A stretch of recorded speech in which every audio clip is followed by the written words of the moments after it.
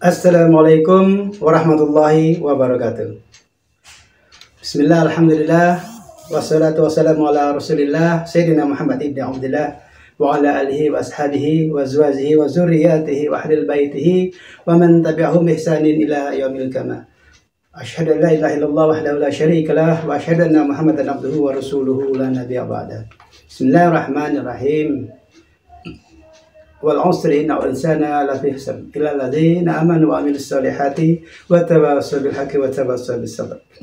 Kepada sahabat terindah semuanya dimanapun kita semua berada, semoga senantiasa dalam keadaan sehat walafiat dan semoga tetap beraktivitas dalam mewujudkan keinginan kita, dalam mewujudkan keinginan dan cita-cita kita semua. Amin ya rabbal alamin.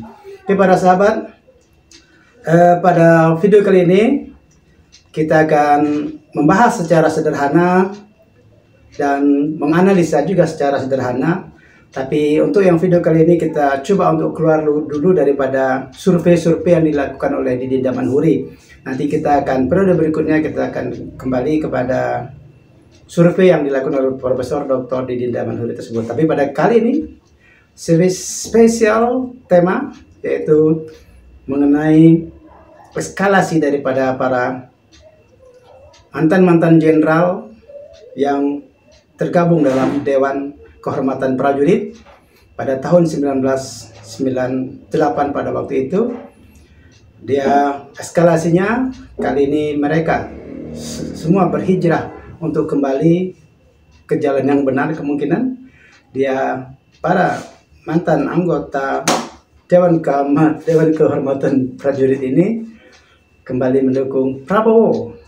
Mana sebelumnya kita harus kembali menyimak secara sederhana mengenai apa yang dinamakan dengan Dewan Kehormatan Prajurit tersebut. Tentu kita kembali kepada peristiwa 1998 di mana Panglima TNI, Panglima Angkatan Darat membuat surat keputusan untuk membentuk Dewan Kehormatan Perwira yang mana tugasnya itu khusus untuk mengadili seorang Letnan Jenderal yang bernama Prabowo Subianto yang pada waktu itu diduga keras telah melakukan tindak pidana penculikan dan juga pelanggaran HAM berat. Untuk itu dibentuklah oleh Panglima Angkatan Darat yang pada waktu itu adalah Jenderal Wiranto. Dan Jenderal Wiranto membentuk Dewan Kehormatan Perwira ini dengan surat keputusan nomor 03/8 Romawi /1998 DKP, yaitu tentang pemberhentian Letnan Jenderal Prabowo dari Dinas Keprajuritan TNI. Karena selama 3 hari Dewan Kehormatan Perwira bersidang dan memutuskanlah untuk memberhentikan Prabowo Subianto karena dengan dugaan melakukan tindak pidana penculikan dan pemahaman dan penahanan terhadap beberapa aktivis dan juga pelanggaran indisipliner dan melanggar norma-norma kemiliteran pada waktu itu. Dan untuk kita ketahui bahwa Dewan Kehormatan Prajurit tersebut berjumlah 7 orang, yang mana ketua daripada Dewan Kehormatan itu adalah Subagio HS, kemudian sekretarisnya adalah Jamari Caniago, kemudian beranggotakan Agung Gumelar, Susilo Bambang Yudhoyono, Fahrul Razi, Yusuf Kartanegara, serta Ari J. Kumaat. Mereka semua adalah Letnan Jenderal, berpangkat Letnan Jenderal, kemudian memutus untuk sebuah perkara dan memberhentikan Letnan Jenderal Prabowo Subianto pada waktu itu sebagai Danjen Kopassus. Dan kita tidak akan terlalu lama untuk membahas ini karena kita sama-sama mengetahui bahwa apa yang sedang bergulir saat ini adalah tentang Capres dan Cawapres yang akan mengikuti pemilu pada 14 Februari 2024 nanti. Apa yang menjadi suatu titik balik daripada SK atau surat keputusan Dewan Kehormatan Perwira ini dan orang-orang yang 7 orang yang menandatangani daripada pemberhentian Prabowo Subianto, dan mereka semua yang menyidang. Akhirnya Prabowo Subianto berhenti dari kemiliteran pada usia 47 tahun. Masih tergolong muda untuk seorang jenderal bintang 3. Dan saat ini Agung Gumelar, SBY, Wiranto, Subagio HS, Jamari Caniago, sebanyak 5 orang pentolan Dewan Kehormatan Perwira yang dulu memecat Prabowo Subianto saat ini mungkin telah kembali nalar sehatnya atau telah bertobat. Mereka menggulingkan Prabowo pada waktu itu. Akhirnya mereka saat ini menjadi tim pemenangan Prabowo Subianto Gibran pada perhelatan presiden Pilpres pada 2024 mendatang. Kemudian kita coba melihat apa kira-kira yang membuat mereka kembali sini.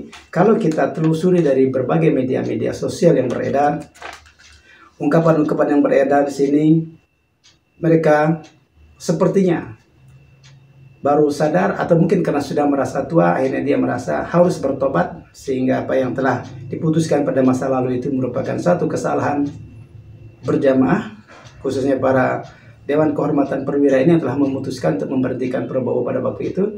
Meskipun pada waktu itu adalah Prabowo memang benar-benar melaksanakan tugas dan komandannya atau bosnya adalah pertama Subagio HS, kemudian Wiranto pada waktu itu juga sebagai jenderal yang paling utama, dan menurut Prabowo pada waktu itu dia hanya melaksanakan tugas daripada para atasannya. Kan tetapi pada sebuah perhelatan, pada sebuah itu memang harus ada yang dikorbankan. Pertanyaannya adalah apakah benar Prabowo Subianto ini memang benar-benar melanggar HAM atau melanggar indisipliner dan melanggar norma-norma kemiliteran pada waktu itu? Wallahu a'lam bishawab. Tapi telah diputuskan dalam rapat Dewan Kehormatan Perwira yang dibentuk pada waktu itu dan memberhentikan Prabowo Subianto.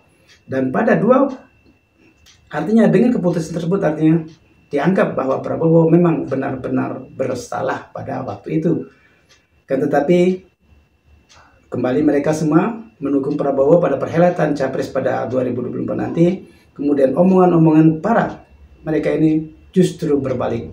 Menurut Agung Gumelar, dia menyatakan bahwa Prabowo telah jauh berbeda, tidak seperti dahulu lagi, tidak seperti psikopat yang mengerikan bagi orang lain, dan juga tata bahasanya sudah sangat bagus, dan kata beliau Prabowo telah menunjukkan jiwa kenegarawanannya. Untuk itu mereka khusus Agung Gumelar kembali pada Pilpres ini mendukung Prabowo Subianto, bahkan menjadi tim suksesnya. Sementara itu SBY yang juga turut menandatangani pada surat keputusan Dewan Kehormatan Perwira yang memberhentikan Prabowo pada waktu itu sebagai anggota. Pada waktu itu dia turut menandatangani dan juga mendukung Prabowo pada perhelatan Pilpres 2024 nanti. Bahkan dia di setiap pertemuan kita lihat di media sosial, dia siap menerima perintah dari Prabowo apa yang harus dikerjakan, karena Partai Demokrat mendukung Prabowo Gibran sebagai capres dan cawapresnya. Begitu kita kembali terheran-heran terhadap apa yang dilakukan oleh para petinggi-petinggi TNI pada waktu saat ini, khususnya yang dulu menghujat habis-habisan, menghina habis-habisan, bahkan memfitnah habis-habisan, khusus pada Pilpres 2014 dan 2019. Mereka sama sekali tidak memberikan ruang kepada Prabowo untuk menjadi capres, karena dengan menyatakan dia adalah pelanggar HAM terberat. Di garis bawahi lagi, saat ini apabila Prabowo pergi ke Amerika, pergi ke Inggris, ataupun pergi ke Australia, dia akan ditolak karena catatan pelanggaran HAM beratnya masih belum terhapus dari negara-negara tersebut, dan bahkan sampai hari ini. Tapi yang perlu kita pahami dan juga kita bingungkan secara sederhana, kenapa kalau memang benar-benar Prabowo itu melanggar HAM, kenapa ujuk-ujuk mereka yang menandatangani pemberhentian Prabowo pada waktu itu saat ini kembali mendukung dan menyatakan bahwa Prabowo hanya melaksanakan tugas tugas daripada atasannya. Jadi kalau kita telusuri kalau memang itu merupakan tugas daripada atasannya, artinya yang melanggar, bahwa Prabowo pada waktu itu adalah orang lapangan yang dia hanya meneruskan tugas daripada atasannya. Artinya adalah atasannya adalah Subagio HS dan Wiranto, dan kedua orang itu masih hidup. Dan kalau itu memang harus diusut, berarti dua orang ini yang bersalah. Karena yang paling utama bersalah adalah Panglima tertinggi Angkatan Perangnya, tapi Pak Soeharto telah meninggal dunia, jadi tidak bisa dituntut. Jadi tinggal dua orang ini. Kalau memang itu merupakan tugas dari atasannya, Pak Prabowo saat ini telah didukung kembali oleh orang-orang yang dulu memecat dia dengan alasan yang sama saat ini, bahwa Prabowo hanya melaksanakan tugas daripada atasannya. Jadi kita bisa perhatikan para sahabat semua, sahabat terindah, dari 7 orang ini ternyata ada 5 orang yang terang-terangan untuk mendukung Prabowo Subianto sebagai capres dan cawapresnya nanti Gibran. Dan terang-terangan Subagio menggunakan rumah mantan Jenderal Sudirman untuk sebagai posko pemenangan nasional Prabowo Gibran. Ini artinya mereka semua sudah all out dan mereka semua sepertinya sudah sepuh. Mungkin di ujung jalan mungkin mereka akan ada pertobatan, saling meminta maaf dan memberi maaf, karena ini mungkin kesempatan daripada para sesepuh kita, tua tenggana kita, yang mana kita khususnya yang pernah mengikuti atau terlahir pada zaman pergerakan 97-98, kita mengetahui semua aspek dari mereka ini adalah semuanya adalah orang-orang daripada didikan para Orde Baru, dan kita mengetahui mereka sekarang kembali mendukung Prabowo. Apakah ini suatu sinyal yang juga perlu diwanti-wanti? Apakah akan ada kelahiran lagi sistem Orde Baru ke depannya? Di mana kita melihat memunculkannya dengan Gibran sebagai cawapres saja kita sudah melihat sebuah pelanggaran, sebuah yang dilakukan oleh Mahkamah Konstitusi dengan niat untuk meloloskan Gibran sebagai capresnya. Tentu di sini adalah pionirnya adalah Pak Presiden kita yang mungkin memberi sinyal kepada MK untuk memberikan prase agar Gibran bisa masuk di sana. Setelah itu dia menjadi cawapres dengan bukti bahwa ketua MK-nya dipecat. Ini artinya memang apa yang diputuskan oleh MK terhadap munculnya Gibran sebagai cawapres ini telah melanggar undang-undang, dan minimal melanggar undang-undang secara etik mungkin di sana dengan cara menambahkan sebuah prase. Jadi secara etikanya telah melanggar. Artinya secara etikanya telah melanggar, seharusnya batal semua, tapi dia tetap terus.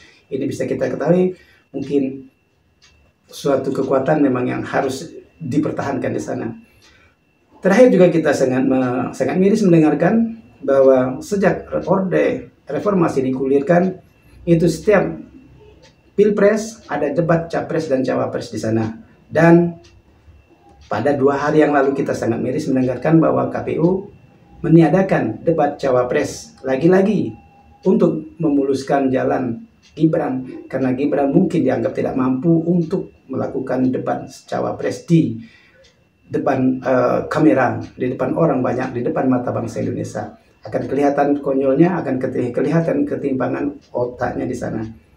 Dan ini suatu hal yang mungkin kita perlu wanti-wanti. Dan melalui YouTube saya ini, meskipun masih subscribernya masih sangat sedikit, dengan penonton yang sangat sedikit, minimalnya saya mengajak para penonton dan para subscriber channel terindah untuk kita sama-sama mengawasi, semoga pemilu 2024 nanti menjadi tetap jurdil, tetap menjaga netralitas daripada aparat-aparat negara, tetap berpegang teguh kepada aturan hukumnya, bukan karena sudah diniatkan untuk melakukan kecurangan secara bersama-sama, bukan itu yang diutamakan, tapi cobalah berpihak kepada demokrasi, karena dengan demokrasi itu semua rakyat mempunyai kesempatan yang sama, tidak terlindas oleh kesempatan para penguasa-penguasa yang saat ini sedang berkuasa untuk memuluskan para keluarganya sendiri atau para kerabat-kerabatnya sendiri.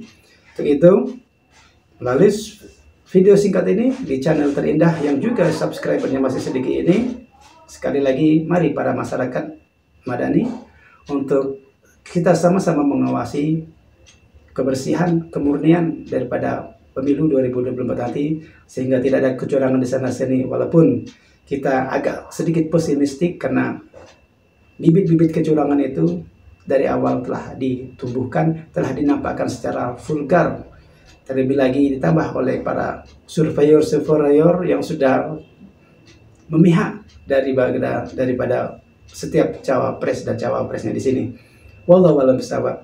Kami rakyat kecil dan dengan media kecil ini mencoba untuk kembali meluruskan, kembali menemukan jalan baik demokrasi kita, kembali menemukan untuk jalan lurus demokrasi kita.